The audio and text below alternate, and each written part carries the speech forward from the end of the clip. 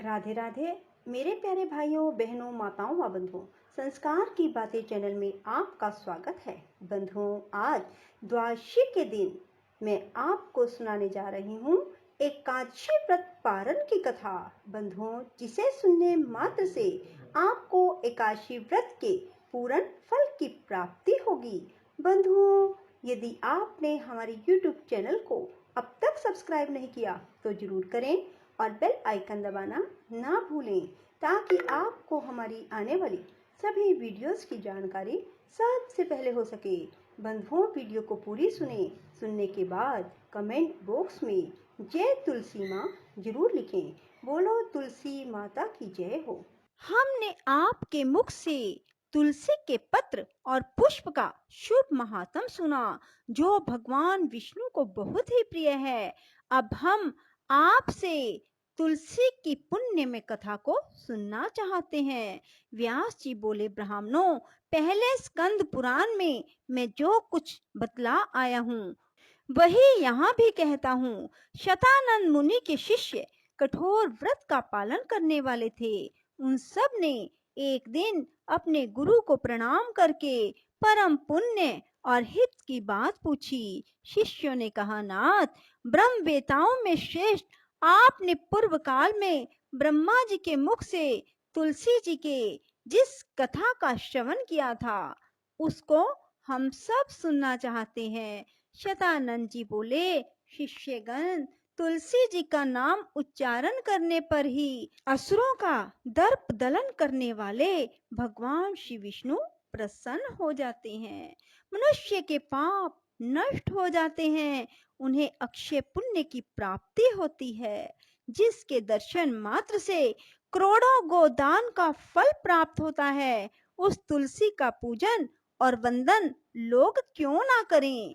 कलयुग में संसार में वे मनुष्य धन्य है जिनके घर में शालग्राम शिला का पूजन संपन्न करने के लिए प्रतिदिन तुलसी का वृक्ष भूतल पर लहलहाता रहता है।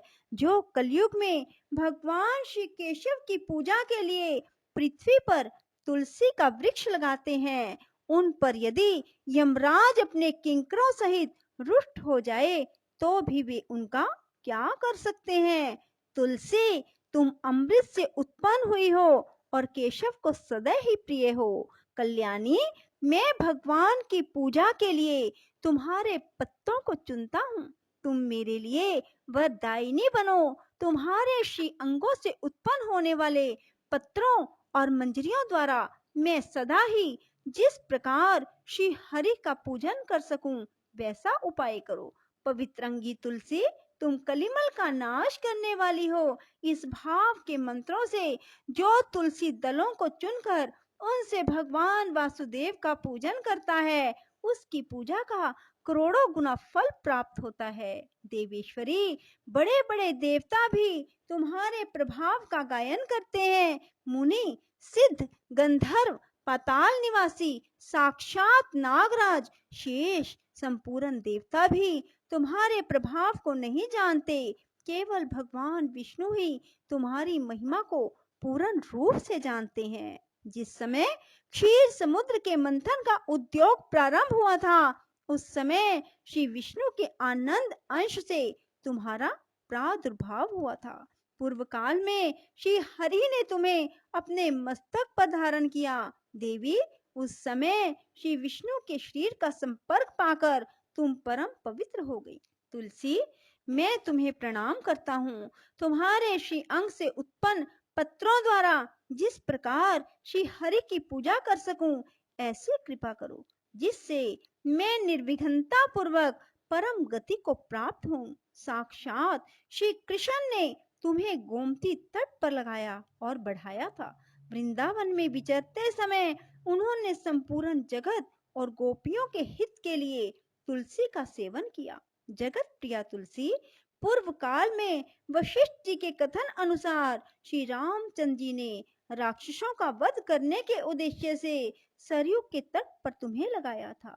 तुलसी देवी, मैं तुम्हें प्रणाम करता हूँ। श्री रामचंद्र जी से वियोग हो जाने पर अशोक वाटिका में रहते हुए जनक किशोरी सीता ने तुम्हारा ही ध्यान किया था, जिससे उन्हें पुनः अपने प्रियतम का समागम प्राप्त हुआ।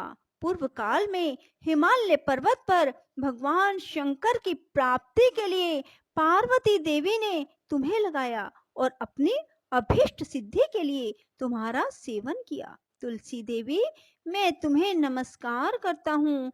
संपूर्ण देवंगनाओं और किन्नरों ने भी दुःस्वप्न का नाश करने के लिए नंदन वन में तुम्हारा सेवन किया था। देवी, तुम्हें मेरा नमस्कार है।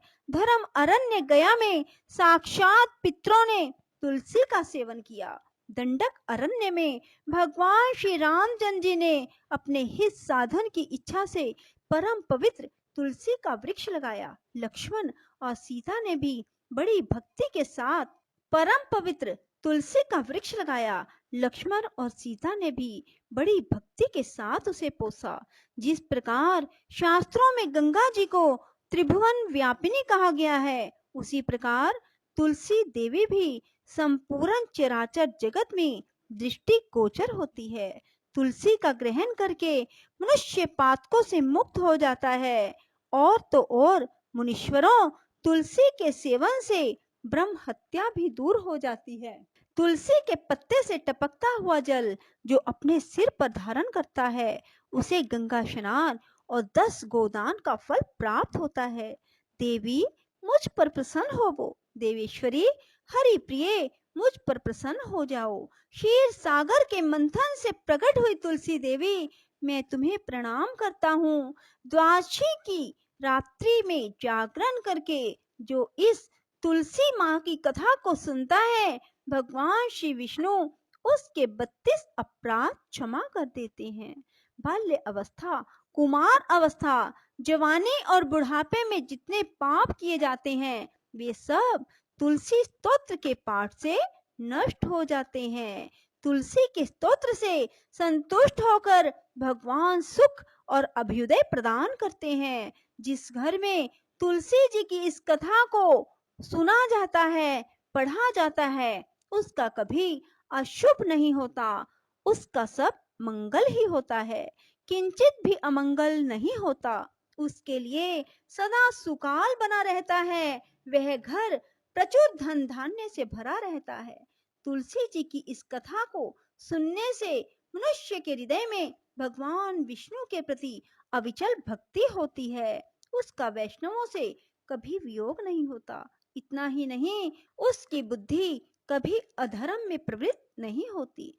जो द्वादशी की रात्रि में जागरण करके तुलसी जी की इस कथा का पाठ करता है, उसे करोड़ों तीर्थों के सेवन का फल प्राप्त होता है। बोलो विष्णु भगवान की जय, तुलसी माता की जय। राधे राधे, जय श्री कृष्णा। बंधुओं, यदि आपको हमारी वीडियो पसंद आए तो इसे लाइक करें और शेयर भी जरूर करें। धन्यवाद।